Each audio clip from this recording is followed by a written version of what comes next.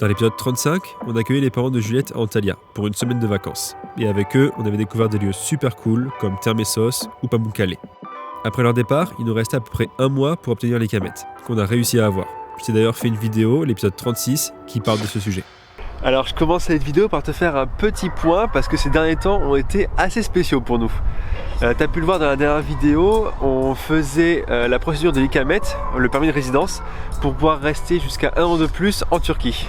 On avait commencé à se pencher sérieusement sur la question de l'ICAMET à la mi-novembre, après que les parents de Juliette soient partis.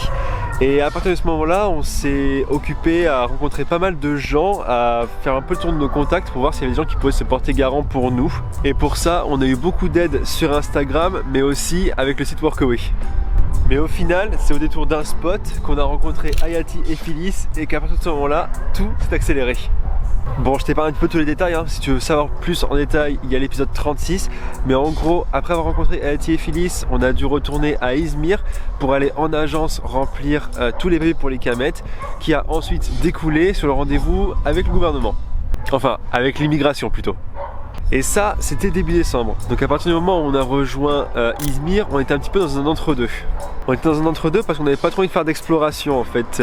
Déjà de 1, on était en plein dans les démarches et on savait pas trop ce qu'on allait devenir dans le mois qui suivait le début de la démarche pour les camettes.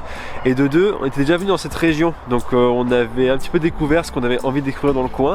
Et on n'avait pas trop d'inspiration pour faire autre chose. Et en plus de ça, on ne pouvait pas partir trop loin parce qu'il fallait rester disponible au cas où il fallait faire des documents en plus et donc revenir sur Izmir pour ça. Bref, tous ces éléments font que pendant presque 3 semaines, on s'est retrouvé dans une sorte de nomadisme sédentaire où justement on était rythmé par l'ICAMET et le fait de ne pas avoir trop envie de visiter. Mais par contre, ce qu'on a fait, c'est qu'on est allé de spot en spot et ça nous a permis de faire pas mal de rencontres super cool.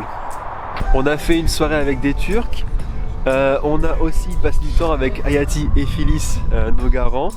On a aussi rencontré d'autres Turcs qui nous ont invités à manger et c'était sur le bord de la plage, c'était super cool. Et on a aussi pu rencontrer Candice et Marlène, deux voyageuses avec qui on discute depuis un petit moment sur Instagram et qu'on avait très hâte de rencontrer.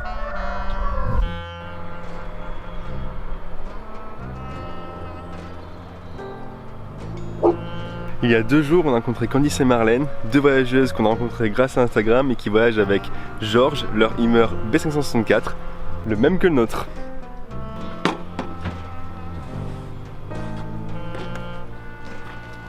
Mais le plus drôle, c'est que Candice et Marlène viennent de Guyane et Juliette aussi a passé quelques années en Guyane quand elle était plus jeune. Et au fil de la discussion, elles se sont rendues compte que Candice et Juliette ont une amie très proche en commun. Donc c'est là que tu te dis qu'en fait on est au fond de la Turquie et quand même on arrive à tomber sur ce genre de hasard. C'est assez drôle quand même. On est resté seulement 2 jours avec elle parce qu'on devait partir faire notre ICAMET, mais on s'est bien rattrapé un peu plus tard.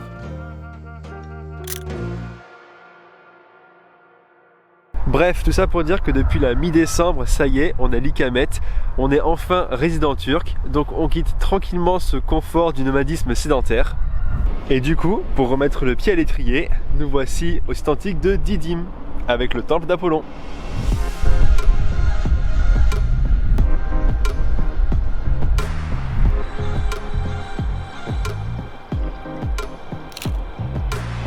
Le temple d'Apollon, c'est l'un des temples les plus sacrés de l'Antiquité, au même titre que le Parthénon d'Athènes ou encore l'Artémision d'Éphèse. T'as sûrement remarqué dans les vidéos qu'on fait souvent des sites antiques ou des musées. Et maintenant qu'on est résident turc, on a accès à un truc qui est super cool. Ça s'appelle la Musée-Carte Plus.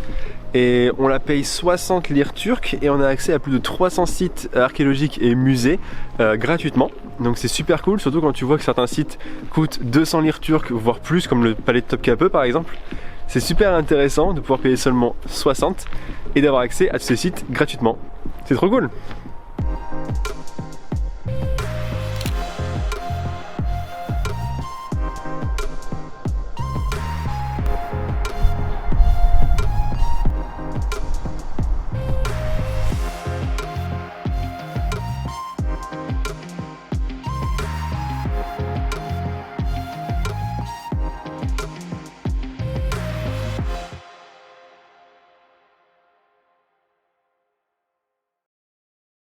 Bon, maintenant qu'on est sûr de rester en Turquie, vu qu'on a l'Ikamet, on s'occupe de résoudre quelques problèmes qu'on a depuis longtemps avec Rémi. Hier, on est passé au garage pour faire un entretien et on a aussi trouvé une roue de secours, problème que l'on a depuis quelques mois déjà. Et aujourd'hui, un peu comme sorti de nulle part, on s'occupe de refaire l'isolation phonique de notre planche de tableau de bord parce qu'elle était plus efficace depuis un petit moment.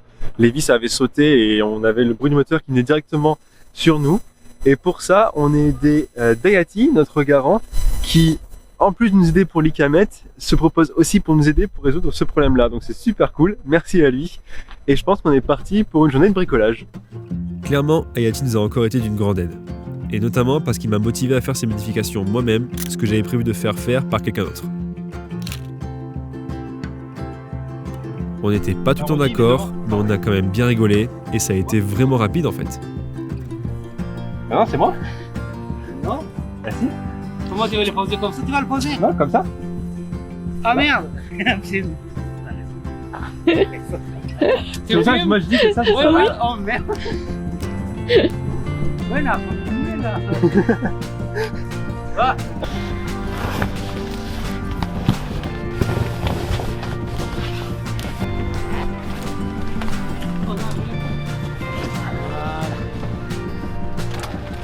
Ça y est, elle est rentrée. Parce que c'est un forêt. Ok, il y a une vis en dessous. Mais je mets dans la même trou hein, de... Bon, c'est difficile de te faire entendre la différence, mais en tout cas, même si c'est pas parfait, il y a vraiment du mieux. Ça va bien tenir, je pense.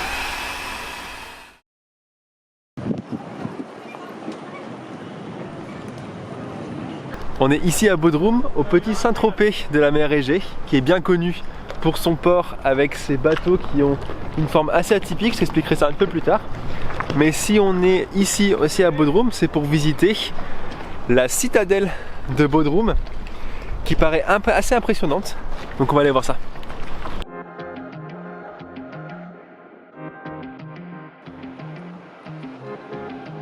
Dans le château, quand tu arrives dans la cour principale, tu as droit à une petite surprise.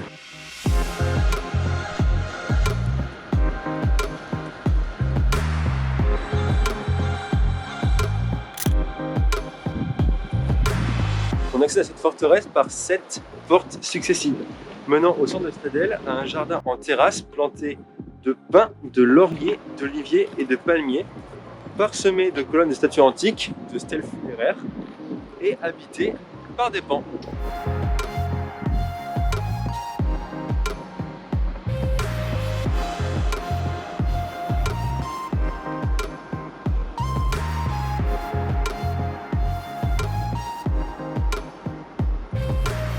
Un autre point assez typique de cette forteresse, c'est la présence de... Bon, je prends le relais, merci Levin. Il y a 5 tours significatives des 5 nationalités qui se sont succédées dans cette forteresse pendant le temps des croisades. La France, l'Italie, l'Allemagne, l'Espagne et l'Angleterre. Et dans chacune de ces tours, il y a un musée des découvertes archéologiques sous-marines, ce qui est unique en Turquie. Et qui regroupe des résultats de recherche et des vestiges qui ont été trouvés dans les îles aux alentours de cette forteresse.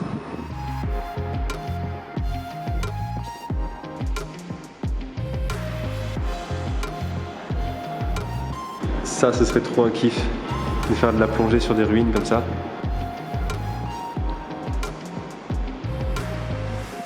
Au fur et à mesure que tu avances dans les tours, tu découvres aussi quelques curiosités qu'on n'avait jamais vues avant.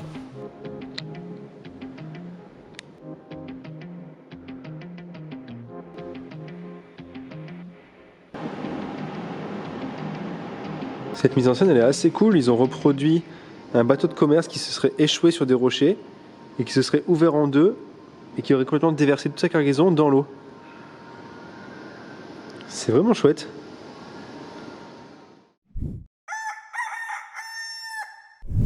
Il y a des jours comme ça où il fait pas beau, du coup c'est juste une journée, on va rouler, c'est tout.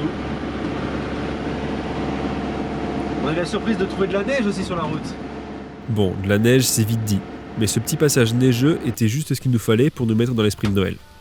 Cette année, on ne l'a pas fêté avec nos familles, mais on a quand même su se faire plaisir. Du vin chaud, du pain d'épices et un bon repas, même si dehors il faisait 20 degrés. On vient de passer Noël sur un spot que tu connais déjà, c'est celui qui est à quelques kilomètres des dunes de Patara, celui qui est très penché. Et on s'est fait un petit menu de Noël, un petit repas qui était super bon, on a cuisiné toute la journée. C'était vraiment trop chouette de le faire juste tous les deux, même si on a quand même préféré le faire avec nos familles forcément. Et là justement on est revenu aux dunes de Patara. Déjà de une, parce que la dernière fois on s'était garé un peu plus loin et Juliette ne les avait pas vus, et j'étais le seul à être venu à pied. Et de deux, parce qu'on est justement entre les fêtes et on cherche un spot qui pourrait être idéal pour passer le nouvel an, parce qu'on va être rejoint par Candice et Marlène pour le fêter. Donc les dunes là c'est pas mal parce que le spot est assez animé la journée, le soir est plus tranquille, donc il pourrait vraiment faire l'affaire. Bon après on n'est pas du tout sûr que ça se passe ici, mais en tout cas ce spot juste au pied des dunes de Patara est un bon candidat pour le réveillon du 31.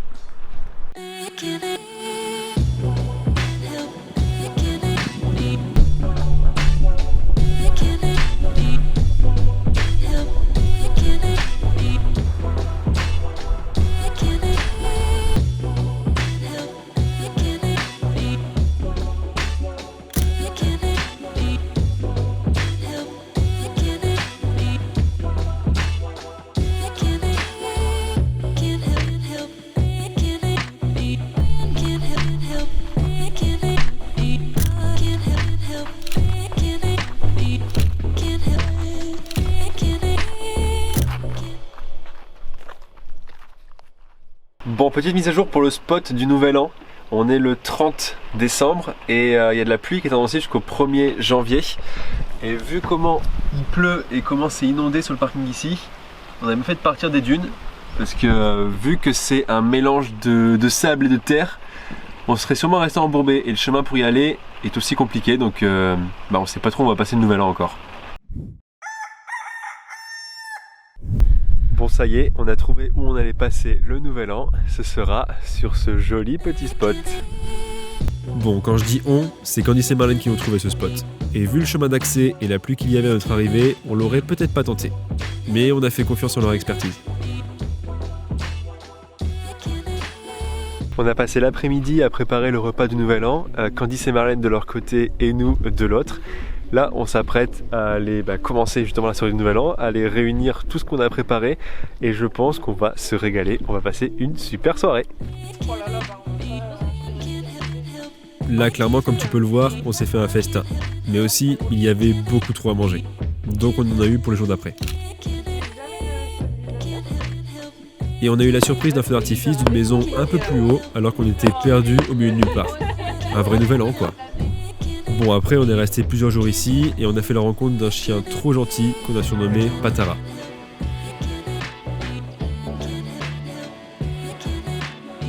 On y a passé des super moments tous ensemble, essentiellement à manger, à discuter et à faire des jeux.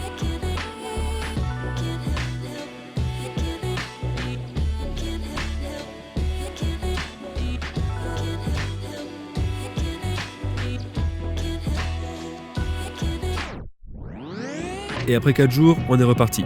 Un peu tendu de remonter ce chemin de terre, je t'avoue, surtout que nos pneus avant étaient lisses, mais avec de l'élan, c'est passé sans problème.